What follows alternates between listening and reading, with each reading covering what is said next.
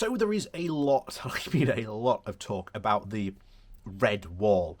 And I very nearly went over an article today. In fact, we may very well go over one later on this week or maybe next week, or at some point we'll get to it, about the fact that really there was no such thing as a red wall. In fact, there hadn't been such thing as a red wall for some significant amount of time. And we're not just talking about in the past like 60 or so years. We're talking like decades old at this point. But the existence of there being a red wall is more about the symbolic nature of strongholds, of the power that a certain political party holds in certain regions or areas. And it's not just the UK where something, similar exists, like in the Red Wall. Like, for example, in Germany, Bavaria is known to be a very, very conservative area. Again, that could almost be described as like Germany's blue wall. And elsewhere in other countries, there are, again, different types of areas where these different strongholds exist. In America, you've got like the Rust Belt, which is always known to, again, have voted Democrat. You've got the Bible Belt, where, again, that's where like the religious conservatives most likely, are likely to congregate. So if anything, it's not more about the style of these strongholds existing. It's more about the way in they exist, and obviously the times at which populations can change, attitudes can change, and so forth. I mean, the last general election was for not so much about of getting Brexit done. It was more the fact that Boris Johnson appealed to the over 40-year-olds of this country. And as we've said before in our last video, that is a strategy that cannot last forever. Indeed, given the fact of what is called as generation left, in the next couple of elections, young people are going to have a more and more significant effect on elections, especially on UK elections, as we go forward. So let's jump into something else, a different view on the Red Wall, or shall we say the potential of a new Red Wall for Labour. So before we do jump into today's article, please do remember to hit that like, share and subscribe button down below. And of course, there are links to my Patreon page and a one-off donation link called Buy Me Coffee, where you can, buy me coffee. And as always, thank you very much to all those people who do support the channel that way. So this comes from the London Economic. The title is Labour's New Red Wall. For as long as the Labour Party has existed, its core support has always been clustered around a small smatterings of fortresses and constituencies in the North and the Midlands. It is one of those electoral curiosities that even in a landslide Labour win, most of Britain is still bathed in blue with only slithers of red. That same phenomenon also exists in Italy, where a red belt exists, in the Emilia-Romagna region, and in the US, where the Rust Belt cities once accounted for the lion's share of Democratic support. But the winds of change have uprooted the traditional party allegiances in these areas, and in many cases turning them completely on their head. In 2016, Donald Trump took old Democratic seats in the industrial heartlands by making a promise to make them great again, while Matteo Salvini and his right-wing populist Lega Nord party sent tremors throughout Italy's political system by becoming the largest party in the 2019 European Parliament elections. In the UK, the Red Wall had long been falling to nationalist parties before the Conservatives swept them up in 2019. On a far-right card not dissimilar to that of the former US president, and as far back as 2014, political scientists of Matthew Goldwyn and Robert Ford had been documenting the erosion by UKIP of the Labour-supporting working class vote in their book Revolt on the Right. By the time they were unsure whether the shift constituted a quasi project to transform UK politics or just as a catalyst for partisan realignment in Britain. But needless to say, the process of the preceding 7 years have been evidence of the enduring nature of this phenomenon.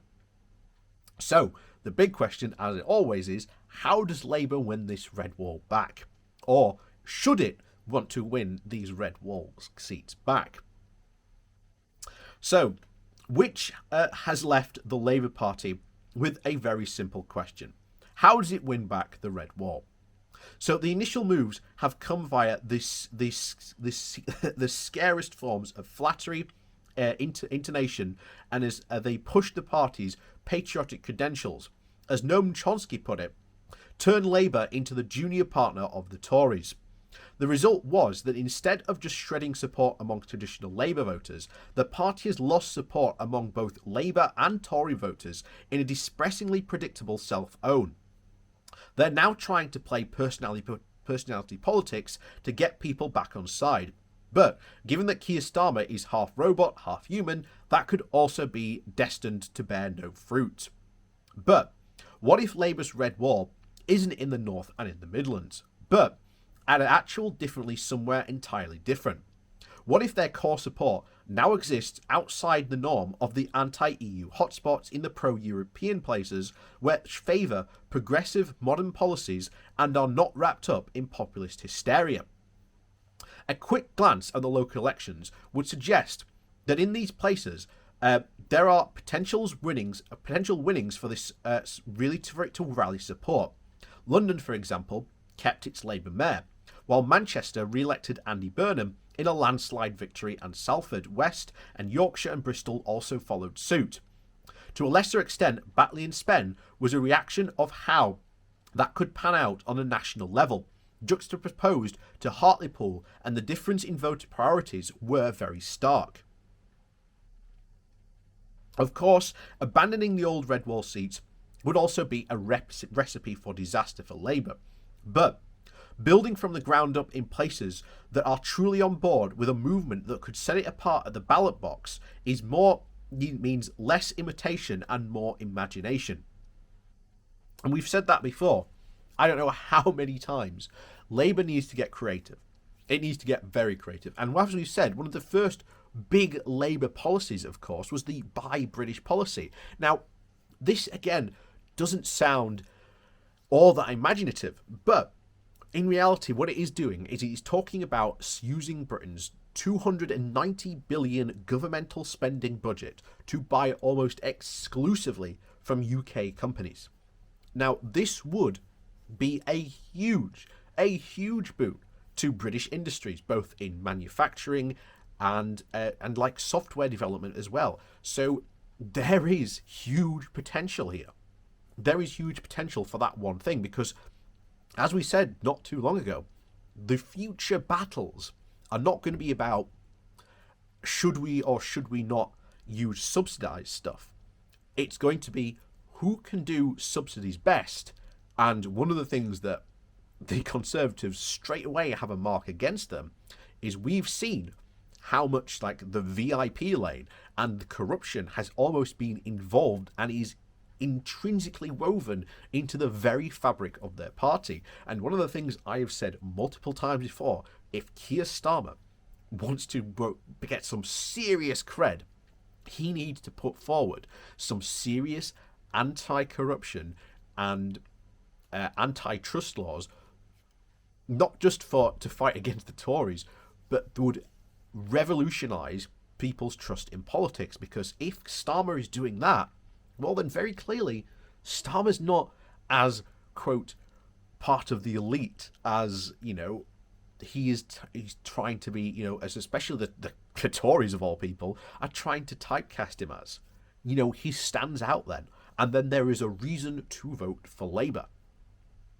Like I say, it's all impossibilities, and we have to get, again, creative. Like I've said before, I think there might be a serious discussion to be had about combining income tax with national insurance contributions and combining them together. I think that is a very serious possibility. I think it would work.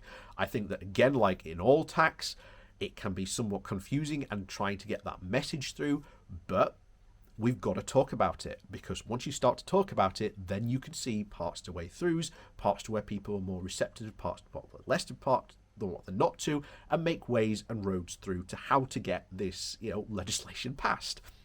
So, As always, thank you very much for watching. Please do remember to hit that like, share, and subscribe button. And of course, down below there are links to my Patreon page, as well as one-off donation link. And as always, thanks for watching, and I'll see you all next time.